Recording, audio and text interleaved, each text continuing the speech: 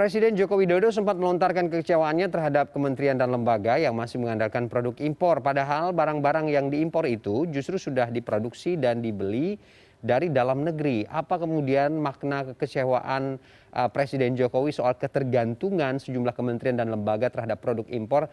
Dan apa juga sesungguhnya yang membuat produk-produk tersebut masih impor? Kita diskusikan lebih lanjut dengan narasumber yang sudah terhubung secara virtual, Tauhid Ahmad, Direktur Eksekutif Indef. Selamat sore, Pak Tauhid. Selamat sore, Mas Ferdi. Apa kabar? Baik, sehat, Pak Tauhid, sehat, Pak? Sehat, sehat. Oke, terima kasih Pak Tauhid sudah bergabung. Kita langsung saja diskusi soal pernyataan Presiden kemarin ya. Gini, Pak Tauhid, kita sepakat mungkin kalau kita cinta produk lokal ini semangatnya tentu bagus ya. Tapi kemudian pernyataan Jokowi ini soal benci dengan produk impor begitu ya, dengan produk asing ini justru bikin gaduh, jadi polemik, jadi perbincangan. Sebenarnya memaknai pernyataan Presiden ini bagaimana dari perspektif ekonomi, Mas Tauhid? Ya, Presiden kecewa dengan jajaran. Kita lihat Pak Jokowi dulu pada waktu awal sempat katakanlah kesal mengenai impor yang cukup besar. Dan pada saat itu pemerintah sudah menyampaikan untuk melakukan kebijakan subsidi impor. Artinya seluruh produk-produk yang semula diimpor bisa dilakukan di dalam negeri. Targetnya itu sekitar 35%. Mungkin realitasnya jauh di bawah itu. Yang pertama. Yang kedua sebenarnya kekecewaan saya tangkap juga dari sisi regulasi sebenarnya Pak Presiden sudah membuat satu regulasi dalam satu peraturan pemerintah ya mengenai PP 29 tahun 2018 tentang pemberdayaan industri di mana pemerintah mewajibkan penggunaan komponen dan produk dalam negeri pada lembaga pemerintah, BUMD dan pemerintah hingga lembaga pemerintah termasuk pemerintah daerah. Bahkan sudah ada kepres sejak tahun 2018 nih tentang tim nasional peningkatan penggunaan produk dalam negeri, terutama dalam pengadaan jasa pemerintah. Nah, saya kira satu hal yang wajar karena Indonesia sendiri kan belum meratifikasi satu perjanjian mengenai government procurement agreement di mana dalam keputusan tersebut ada yang di bawah naungan World Trade Organization atau WTO bertujuan membuka kesempatan bagi pelaku usaha negara yang berpartisipasi dalam pengadaan barang dan jasa pemerintah. Nah, karena kita hanya observer dan belum menjadi anggota, sebenarnya kesempatan untuk menggunakan klausul ini untuk kita bisa menggunakan bahkan bisa lebih dari 50% produk dalam negeri. Katanya memang jauh daripada itu. Nih, sebagai data misalnya, hanya misalnya untuk kementerian lembaga, baru 7% kementerian lembaga yang mensyaratkan TKDN. Pemerintah provinsi 4%, pemerintah kabupaten kota hanya 18%. Artinya sekali memang dari sisi birokrasi sendiri yang tidak memanfaatkan untuk penggunaan produk dalam negeri dalam pengadaan jasa pemerintah. Wajar kalau misalnya tadi beberapa produk yang sebenarnya bisa didapat, bisa dilakukan oleh produsen dalam negeri.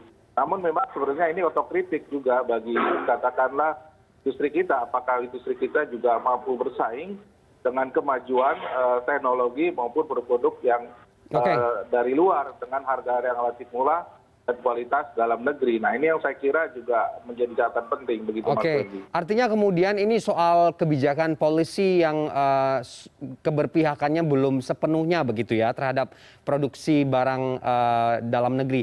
Tapi gini, alasannya selama ini apa sih yang membuat kementerian dan lembaga ini getol sekali untuk mengimpor? Karena katanya juga secara kuantiti dan harga jika dibandingkan dengan produksi dalam negeri ini juga sangat jauh berbeda, sehingga kemudian inilah yang membuat impor barang ini masih terus terjadi hingga hari ini.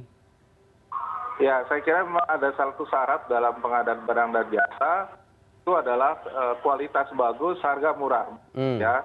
Jadi tidak ada tadi ya TKDN-nya itu menjadi prioritas. Memang kalau kita lihat sisinya adalah kelemahan dalam pengawasan. Kementerian Perindustrian saya lihat sudah melakukan katakanlah mapping beberapa produk, misalnya produk teknologi, produk besi, kemudian produk makanan dan sebagainya, berapa persen yang impor, berapa persen yang lokal. Nah, tetapi memang soal peningkatan ini yang masih kurang, apalagi pada beberapa produk yang tingkat value-nya itu tinggi-tinggi sekali, seperti kesehatan dan sebagainya. Saya kira ini belum menjadi perhatian untuk fokus untuk produk di dalam negeri begitu. Kasus misalnya pada saat kemarin kita mengalami pandemi sampai hari ini, produk-produk impor masih dominan untuk penggunaan alat-alat kesehatan, obat dan sebagainya. Dan ini memang tidak bisa dipecahkan oleh satu kementerian, tapi butuh banyak pihak begitu. Nah, ini yang belum ada adalah koordinasi lintas kementerian, misalnya BUMN, Kementerian Perindustrian maupun kementerian lain yang turut mendukung lahirnya produk ini dari dalam negeri begitu, Mas. Tapi gini, Mas Tauhid, kalau dilihat ya beberapa orang mengatakan bahwa barang-barang yang diimpor ini sebenarnya barang-barang dengan teknologi rendah begitu. Yang kalau teknologi tinggi kan tentu ada ahli teknologi begitu ya yang bisa dilakukan gitu. Tapi kemudian yang disebutkan kemarin oleh Presiden ini memang barang-barang yang sebenarnya dari produk lokal pun juga tersedia. Betul, Mas. Misalnya dipelajari cangkul begitu ya. Barang-barang dari China masuk ke kita ya untuk produk pertanian. Sangat murah dan itu bisa diproduksi di sini.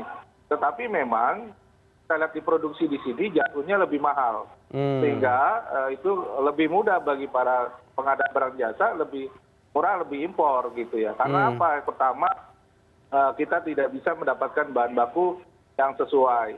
Kedua, bagi walaupun sederhana, ternyata economic of scale-nya tidak didapat. Karena itu saya kira memang perlu dukungan agar tadi industri dalam negeri mendapatkan fasilitas apakah kredit perbankan yang murah, kemudian bahan baku yang terjangkau dan sebagainya. Jadi bukan persoalan harga saja, tapi di industri dalam negeri yang kurang dapat dukungan agar bisa berkembang dan bersaing dengan produk dari luar begitu. Yang kedua ini mengenai TKDN, saya kira memang harus katakanlah ada pembelaan di pengadaan barang dan jasa. Kalau TKDN itu akan memiliki nilai yang lebih ketimbang katakanlah menggunakan impor. Nah, ini yang belum ada dalam formulasi pengadaan barang dan jasa kita begitu. Jadi ini yang membuat ketergantungan impor lebih tinggi ketika dilihat hanya dari sisi harga saja begitu. Sampai kapan Mas Tauhid kita akan siap agar memiliki daya saing dan juga nilai jual produk yang tinggi gitu? Infrastruktur saya kira ini butuh waktu proses yang panjang ya. Kalau kita lihat memang biaya R&D kita sangat rendah sekali. Sekitar 0,02% GDP begitu.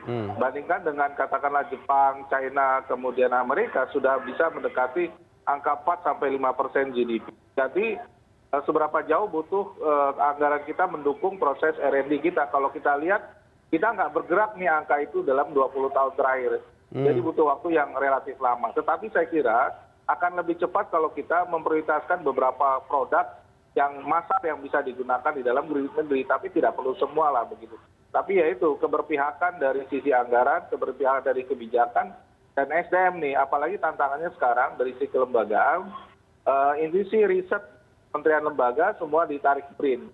Semua berfokus di satu lembaga sehingga memperpanjang rantai kebutuhan ataupun rantai birokrasi yang ada, karena prioritas KL semua sangat tergantung apa yang dihasilkan oleh Badan Riset dan Inovasi Nasional kita begitu. Lalu yang kedua adalah bagaimana ini diterjemahkan oleh industri kita begitu.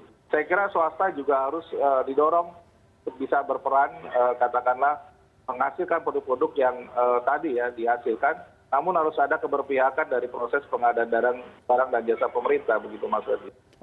Mas Tauhid, kalau untuk alur, kalau misalnya kita memproduksi sebuah barang begitu ya di dalam negeri katakanlah oleh industri kecil dan menengah UMKM gitu, sebenarnya yang menjadi celah untuk misalnya ada permainan harga atau ada monopoli produksi ini juga masih menjadi persoalan kah atau bagaimana sebenarnya? Kalau dikatakanlah untuk UMKM sebenarnya cenderung cair ya, karena lebih pelakunya banyak sekali begitu ya. Tetapi memang produk tertentu yang sifatnya middle ataupun high teknologi ya, itu memang sangat terbatas. UMKM kita untuk menghasilkan itu kebanyakan baru tahap atau penemuan. Tapi untuk tahap produksi ataupun bisa digunakan secara massal itu butuh bantuan dan ataupun butuh fasilitas di pemerintah yang jauh lebih banyak. Saya kira pada level ini belum sampai pada wilayah monopoli atau oligopoli karena bisa didapatkan secara luas di pasar, apalagi dengan marketplace itu sangat mudah dilakukan. Misalnya kita klik traktor ya, gambar sangat mudah sekali, tapi barang-barang China yang sangat murah dibandingkan produk dalam negeri begitu, dan itu dengan biaya logistik yang sangat murah dan waktu 1 bulan bisa sampai ke lokasi. Nah ini yang belum bisa dipenuhi oleh UMKM kita untuk saat ini begitu. Oke, artinya kemudian masih ada persoalan begitu ya untuk dibenahi baik secara kebijakan, keberpihakan dan juga mudah-mudahan juga infrastrukturnya juga semakin mendukung termasuk SDM-SDM yang akan mengerjakan itu. Kita berharap langkah-langkahnya yang diterapkan setelah ini bisa meminimalisir untuk bisa mengandalkan produk impor masuk ke dalam negeri. Mas Tauhid, terima kasih. Kita sebenarnya hari ini juga mengundang pihak dari Kemenperin untuk bergabung untuk diskusi dengan kita, tapi sampai ini selesai tidak ada konfirmasi kehadiran, tidak apa-apa, mungkin di lain kesempatan. Terima kasih sekali lagi Mas Ahmad Tauhid Ahmad sudah bergabung dengan kita sore ini.